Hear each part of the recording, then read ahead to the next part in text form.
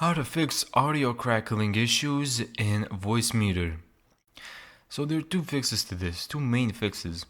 What you need to do is go to the menu, then go to System Settings, and then make sure that you set all of these to 1024.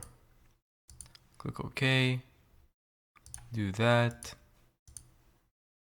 Okay. Whoops. And there you go. The second thing that you can do, and this is in the same tab, is to adjust the preferred main sample rate to be 48,000 Hertz. There you go. Just like I have it already selected here. Thank you so much for watching this video. If you found this tutorial helpful, make sure to give it a thumbs up and subscribe. And as always, see you in the next video.